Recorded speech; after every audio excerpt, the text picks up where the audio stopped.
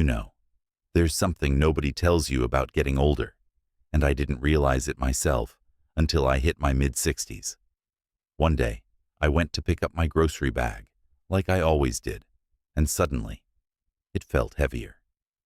Not because the bag got bigger, but because my arms felt weaker.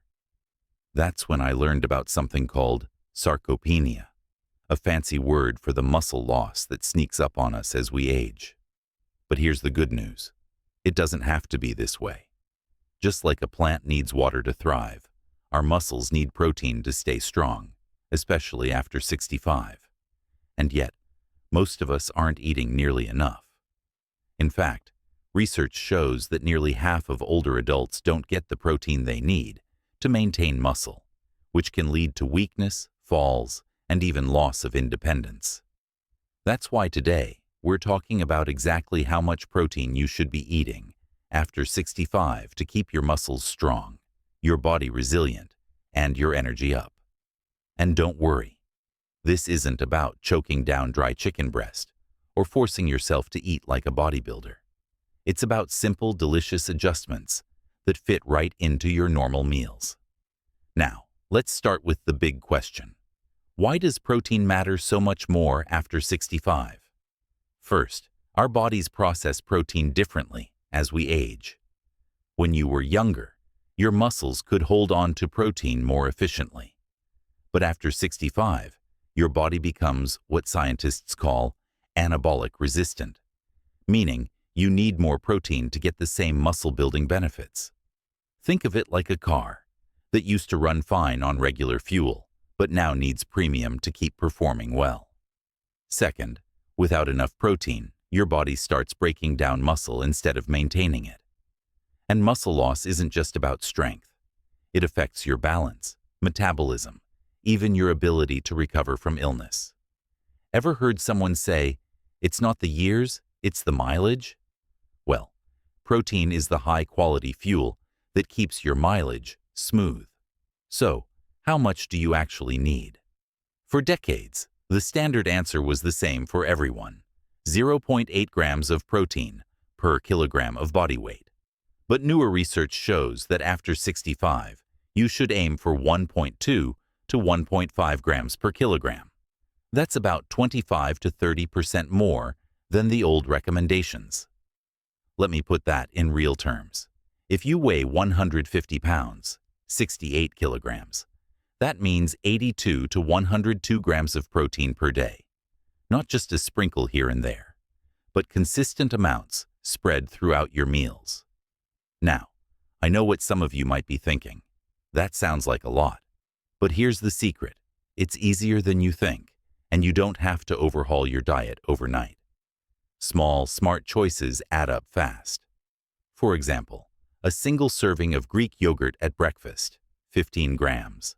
A palm-sized piece of salmon at lunch, 25 grams. And a bowl of lentil soup for dinner, 18 grams, already get you halfway there. And that brings us to our next big point. Timing matters just as much as total amount. Your body can only use so much protein at once, so spreading it evenly across meals is key. We'll dive into exactly how to do that, including the best protein sources for seniors, easy meal ideas, and even a few surprises, like which breakfast staple is secretly a protein powerhouse. But before we get into the how, let's talk about the why behind these numbers. Because when you understand what protein actually does for your body after 65, those grams suddenly feel a lot more meaningful. Now that we've talked about why protein is so crucial after 65, let's get practical. Because here's the truth. Knowing you should eat more protein is one thing, but actually doing it every single day, that's where most people get stuck. Maybe you're thinking, I don't want to eat giant steaks at every meal. Or I've never tracked grams of anything in my life. Don't worry. This isn't about turning your kitchen into a science lab. It's about working smarter, not harder. The golden rule: protein in every meal. Your body can't store protein like it stores fat or carbs, so you can't just load up at dinner and call it a day. Instead, aim for at least 25 to 30 grams of protein per meal, spread across 3 meals, plus a protein-rich snack if needed. Why that number? Research shows this is the threshold that best stimulates muscle growth in older adults. Let me give you a real-life example of what this looks like. Breakfast: scrambled eggs. 2 eggs equals 12 grams, with a side of cottage cheese. 1/2 cup equals 14 grams, and whole grain toast. Total: 26 grams. Lunch: a turkey sandwich. 3 ounces turkey equals 25 grams. On whole wheat bread with a slice of cheese, 6 grams, and a glass of milk, 8 grams. Total: 39 grams. Dinner: grilled salmon, 4 ounces equals 25 grams.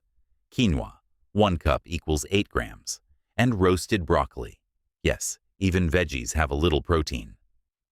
Total: 33 grams. See? No protein shakes or chalky supplements required.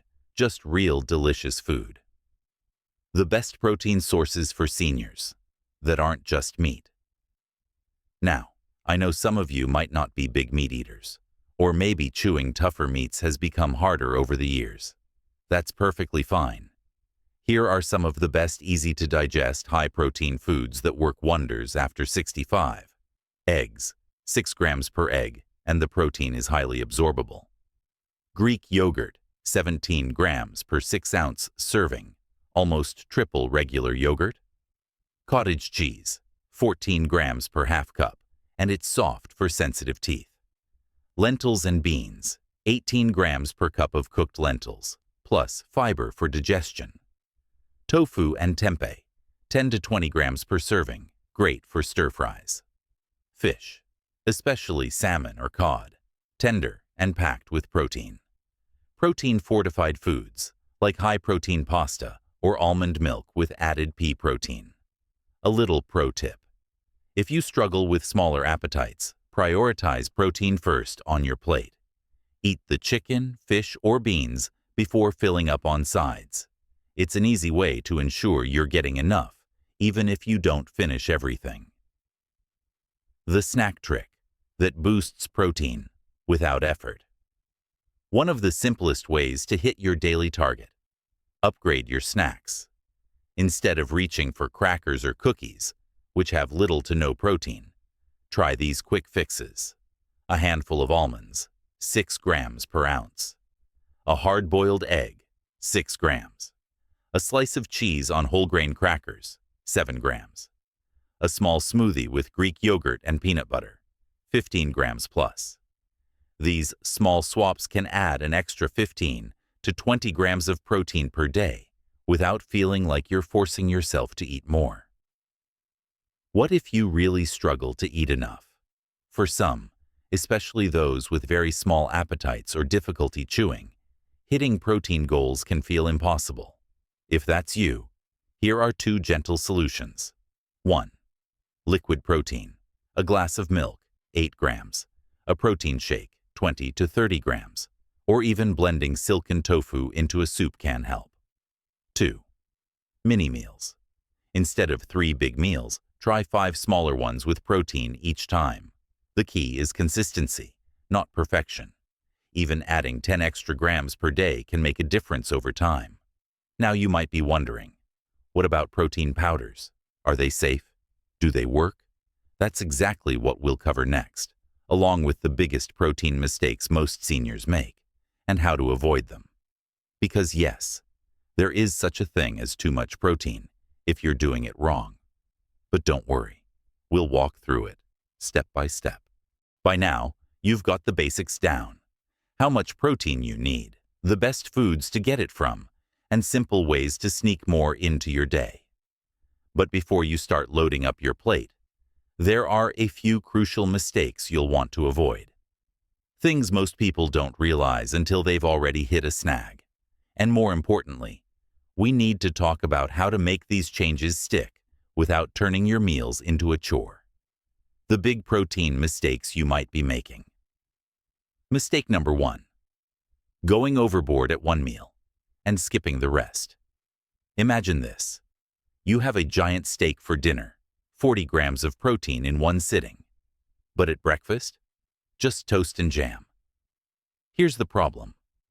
Your body can only use about 25 to 30 grams of protein at a time for muscle building. The rest gets burned for energy or stored as fat. So that huge dinner? Half of it isn't doing your muscles any favors. Solution: spread your protein evenly. If you ate light at breakfast, don't make up for it later. Just adjust the next day. Mistake number 2, ignoring protein quality. Not all protein is created equal. Your body absorbs and uses animal proteins, eggs, dairy, meat, fish, more efficiently than plant proteins. That doesn't mean plants are bad. They're fantastic. But if you're vegetarian or vegan, you'll need to eat more total protein or combined sources, like rice plus beans, to get all the essential amino acids. Mistake number 3, forgetting the protein helpers. Protein alone isn't enough. You need vitamin D, helps your body use protein, and resistance exercise, tells your muscles to use that protein. A 20-minute walk with light weights or resistance bands makes your protein intake far more effective. Mistake number 4, relying too much on processed foods. Sure, that protein bar has 20 grams of protein, but it's also packed with sugar alcohols that upset your stomach, or sodium you don't need. Whole foods should always come first. Save the packaged protein snacks for true emergencies, like traveling. But what if I don't like tracking grams? I get it. Nobody wants to weigh chicken breasts or scan nutrition labels forever. Here's the no-math method to ensure you're on track. 1. The palm rule. A palm-sized portion of meat fish, about 3 to 4 ounces, equals approximately 20 to 25 grams of protein. 2. The fist rule. A fist-sized serving of Greek yogurt or cottage cheese equals approximately 15 to 20 grams. 3. The thumb rule. A thumb-sized chunk of cheese equals approximately 6 to 8 grams. Do this at every meal, and you'll naturally hit your targets without a calculator. Making it stick. The 80-20 rule. You don't have to be perfect, just consistent. Aim to hit your protein goal 80% of the time. Some days you'll nail it, other days you'll fall short, and that's okay. The key is never letting 2 low-protein days happen in a row. Muscle loss accelerates with consistent neglect, not occasional slip-ups. One last thing. Watch for these hidden signs. You're not getting enough feeling weaker, opening jars or standing up from chairs, taking longer to recover from minor illnesses, hair thinning more than usual, protein builds keratin, swelling in your legs, protein helps maintain fluid balance. If you notice these, bump up your protein for a few weeks and see if you feel a difference. Your next step. Start tomorrow with 1 protein-packed change, maybe adding an egg to breakfast, or swapping your afternoon crackers for cheese and almonds. Small steps lead to big results. And if you found this helpful, share it with a friend who might be struggling with the same thing. Remember, food isn't just fuel. It's the foundation that lets you keep doing the things you love. Here's to strong muscles, steady energy, and many more years of feeling like yourself. Now go enjoy that next meal. You've got this.